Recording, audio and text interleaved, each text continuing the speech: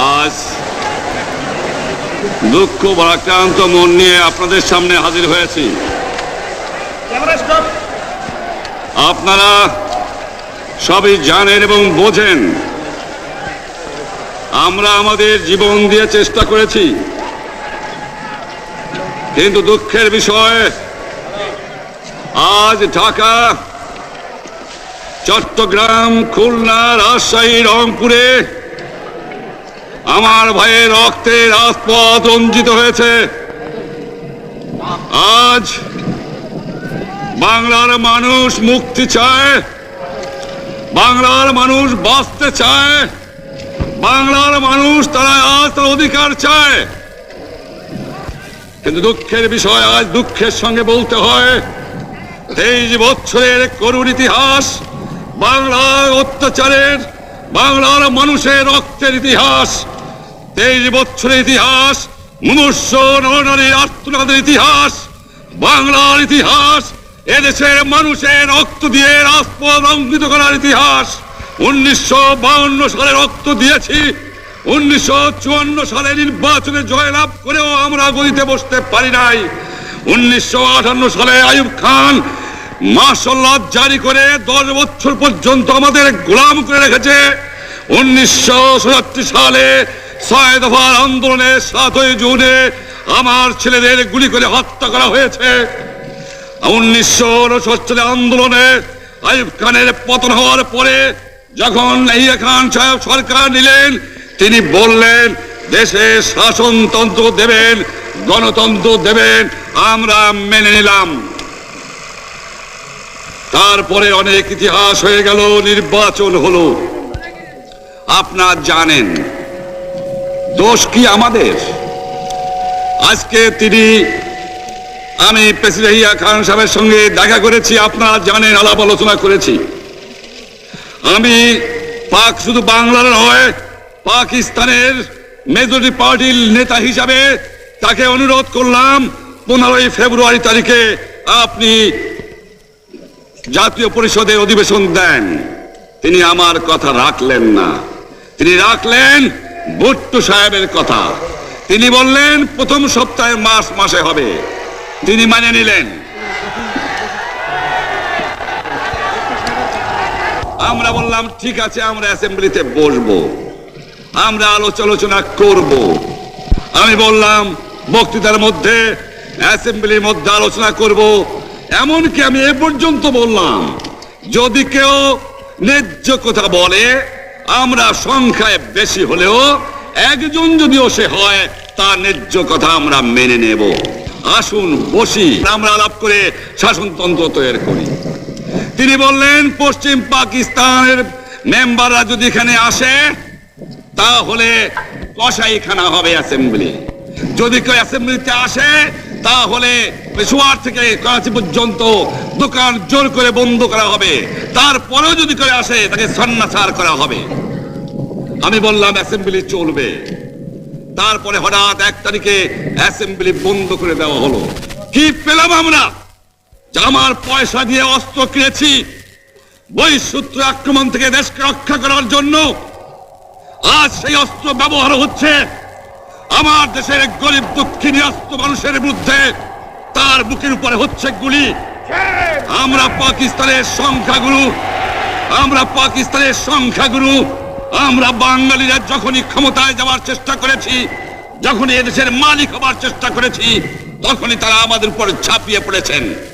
তারা আমাদের ভাই। আমি বলেছি তাদের কাছে এই কথা যে আপনারা কেন আপনার ভাইয়ের বুকে গুলি মারবেন? আপনাদের রাখা হয়েছে যদি বহিঃশত্রু আক্রমণ করে তার থেকে দেশটাকে রক্ষা করার জন্য। তারপরে উনি বললেন যে আমার নামে বলেছেন, আমি নাকি বলে স্বীকার করেছি যে 10 তারিখে রাউন্ড টেবল কনফারেন্স হবে।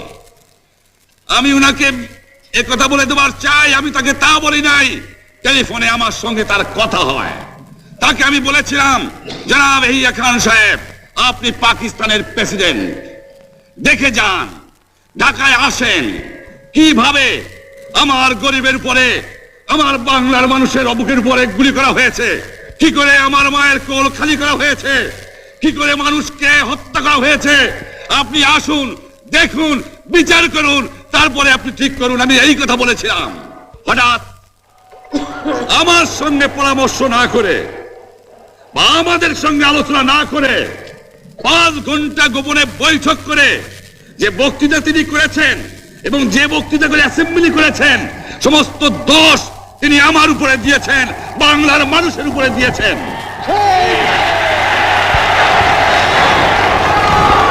আমি পরিষ্কার মিটিংয়ে বলেছি যে এবারের সংগ্রাম আমার মুক্তির সংগ্রাম, এবারের সংগ্রাম স্বাধীনতার সংগ্রাম। আমার 25 তারিখে অ্যাসেম্বলি কল করেছে, রক্তের দাগ শুকায় নাই।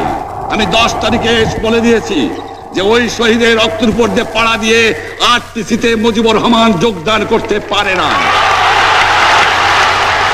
অ্যাসেম্বলি কল করেছেন, আমার দাবি মানতে হবে। প্রথম, সামরিক আইন মার্শাল ল উড্র করতে হবে।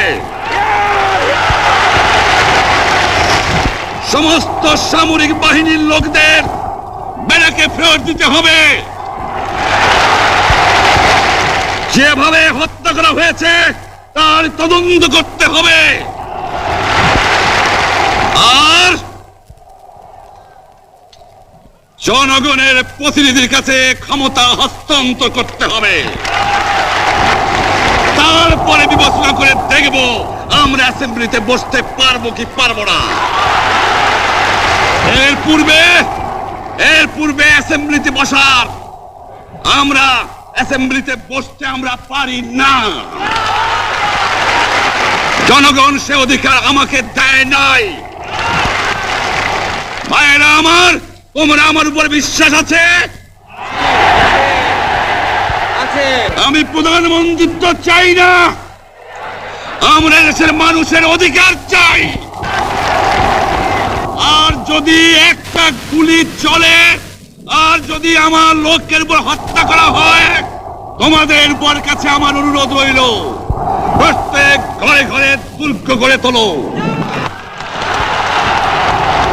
তোমাদের যা কিছু আছে তাই নিয়ে শত্রুর মোকাবেলা করতে হবে।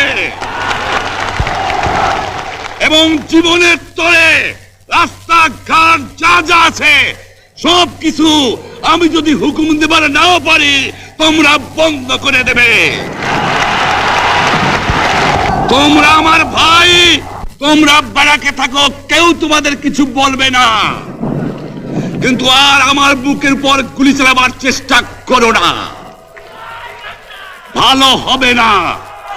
7 কোটি মানুষকে চাপায় রাখতে পারবো না। আমরা যখন মরতে শিখেছি তখন কেউ আমাদের দবাতে পারবে না। যে পর্যন্ত আমার এই দেশের মুক্তি না হবে, খাজনা ট্যাক্স বন্ধ করে দেওয়া হলো, কেউ দেবে না। তবে আমি অনুরোধ করছি, আপনারা আমাদের ভাই, আপনারা দেশকে একেবারে জাহান্নামে ধ্বংস করে দিয়েন না। জীবনে আর কোনোদিন আপনাদের মুখ দেখা দেখি হবে না। যদিও আমরা শান্তিপূর্ণভাবে আমাদের ফয়সালা করতে পারি, তাহলে অন্তপক্ষে ভাই ভাই হিসেবে বাস করার সম্ভাবনা আছে। সেই জন্য আপনাদের অনুরোধ করছি, আমার এই দেশে আপনারা মিলিটারি শাসন চালাবার চেষ্টা আর করবেন না। দ্বিতীয় কথা, প্রত্যেক গ্রামে, প্রত্যেক মহল্লায়, প্রত্যেক ইউনিয়নে, প্রত্যেক সাব ডিভিশনে আওয়ামী লীগের নেতৃত্বে সংগ্রাম পরিষদ গড়ে তোলো এবং তোমাদের যা কিছু আছে তাই নিয়ে প্রস্তুত থাকো।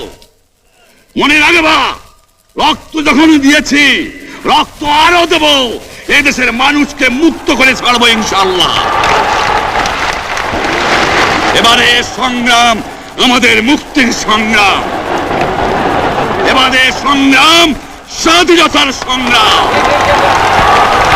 আপনারা আমার উপরে বিশ্বাস নিশ্চয়ই রাখেন। জীবনে আমার রক্তের বিনিময়েও আপনাদের সঙ্গে বেঈমানি করি নাই।